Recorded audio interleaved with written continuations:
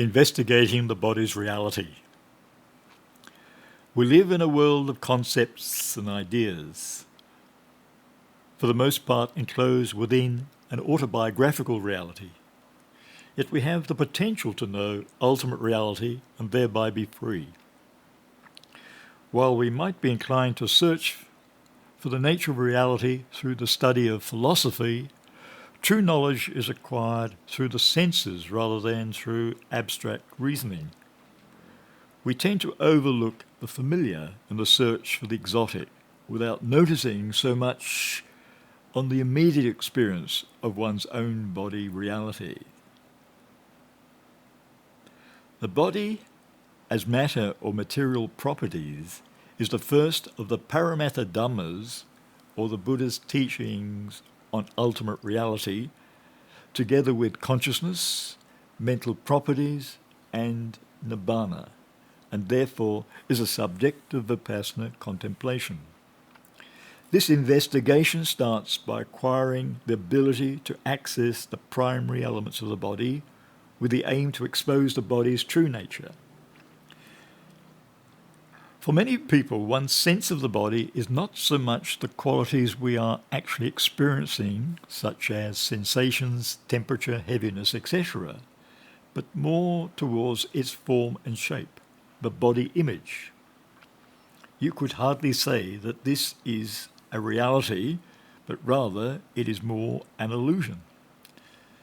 While at the same time, most of us are totally unaware of the gross identification we make with the body, not to mention the more obvious identification we make with the internal narrative, our story, as well. The Buddha lists the body as the first of the 5 aggregates or groups we cling to, that is, identify with as me, myself. The other aggregates are feeling, perception, mental constructions, and the consciousness. The question then is it possible to have a direct experience of the body without automatically identifying with it?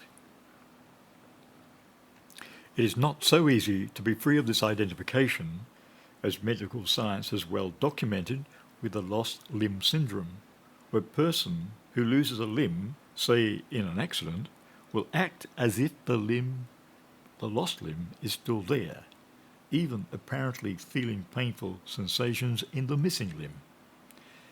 This illustrates that there is an unconscious identification with the body's form and shape. That is, we have a deeply imprinted image in our mind's eye, a phantom, of the shape and appearance of the body, not so much with what is actually being experienced in the body.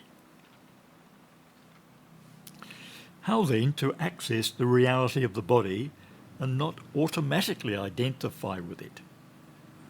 One way to loosen this identification or attachment to the body is through the meditations in the body contemplations given in the Satipatthana Sutta on the unpleasant or disgusting aspects of the body, which is rather like shock therapy.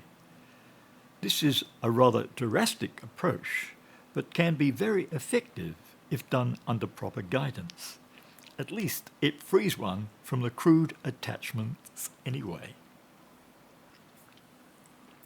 What we can explore here, though, is the deep investigation of body phenomena at its elemental level, and that is through what are termed the 4 primary elements of earth, air, fire, and water, or the reality of the corresponding experiences of hardness and softness, movement and vibration, temperature and fluidity.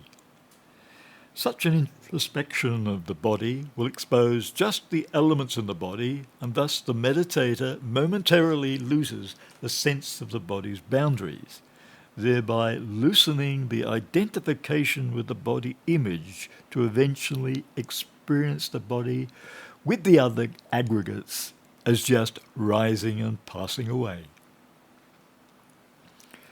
In the sitting posture, the primary object is the tactile bodily process of motion, evident in the rising and falling movement of the abdomen.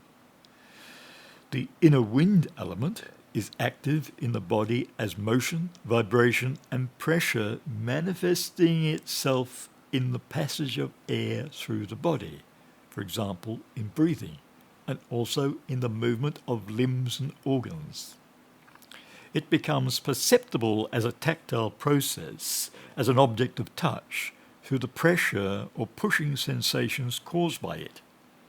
As the meditator tunes into this particular or specific characteristics in the movement of the abdomen, it will then reveal or expose the three general characteristics of change, unsatisfactoriness, and insubstantiality.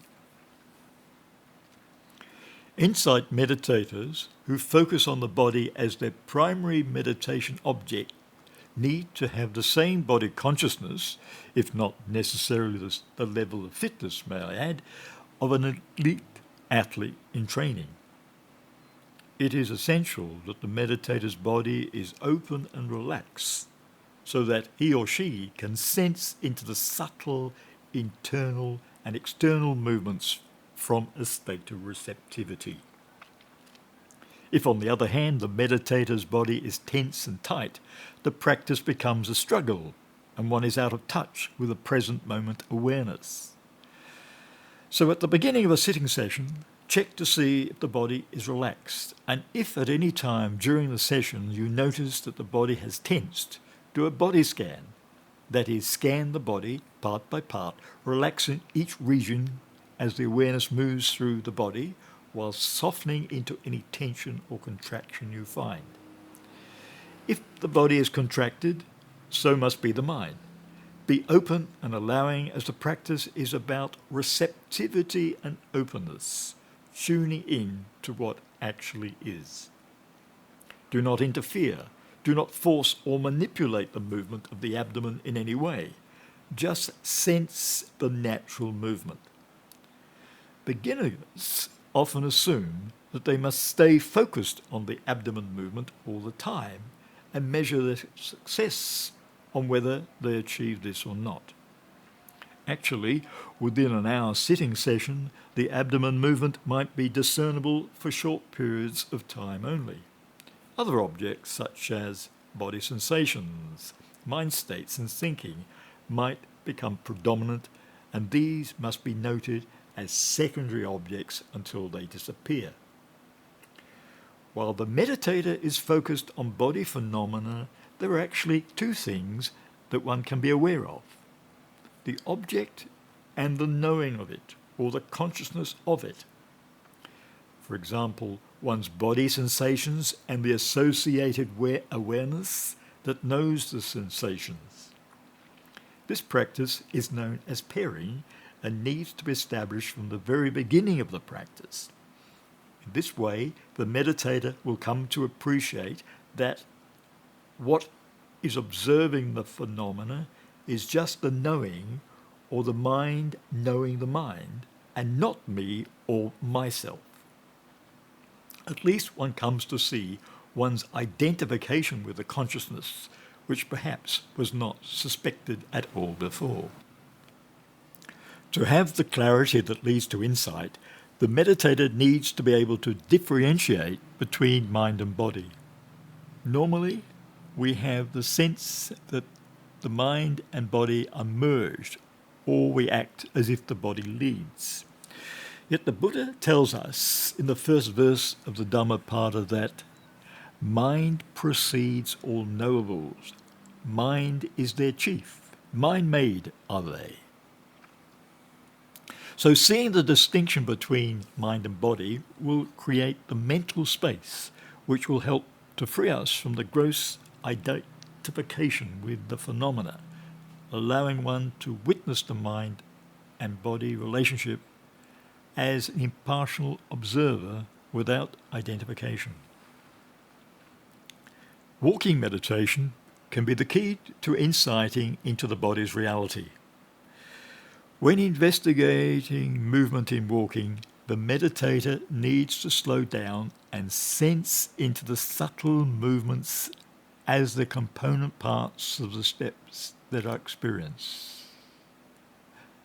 then what has appeared to be just one continuous movement is seen to be clearly defined stages. He or she will know that the lifting movement is not the same as the pushing forward movement, and the pushing forward movement is differentiated from the lifting or the placing movement. In this way, the illusion of continuity is seen through. As the practice deepens, the meditators will experience subtler phenomena such as the qualities of the essential body elements, that is, heaviness, lightness, heat, vibration, etc. By paying close attention to the stages of walking meditation, the four elements in their true essence are experienced, not as concepts, but as actual processes, as ultimate realities.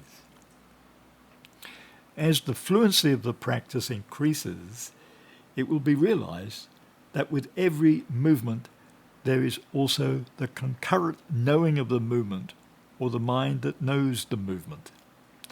There is the lifting movement and also the mind that is aware of the lifting. In the next movement, there is the pushing forward movement and also the mind that is aware of that movement.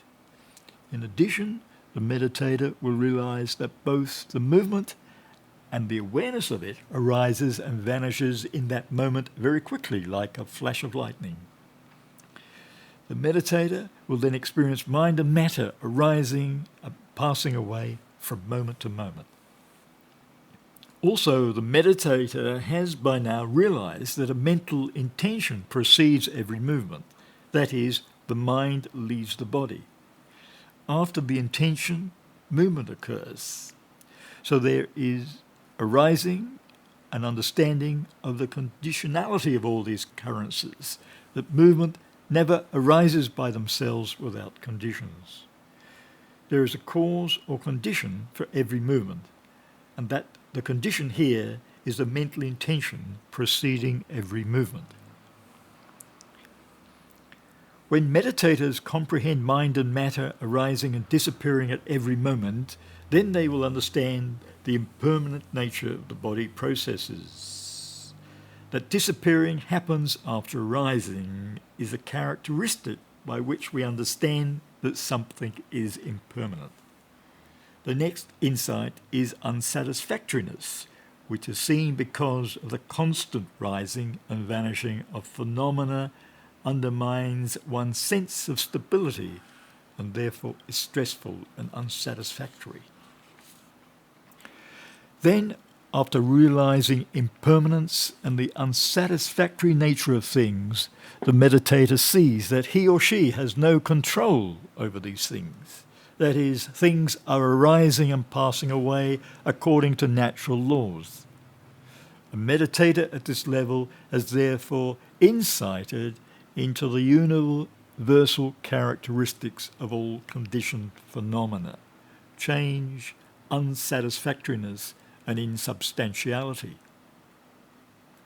What are the benefits of this? Well, such knowledge will ultimately free us from attachment and desire, which the Buddha indicated as the root cause of suffering. By experientially knowing the three universal characteristics through Vipassana meditation, desire or hankering in the mind is eventually overcome. This being deeply realized, attachment and craving will end and we are free.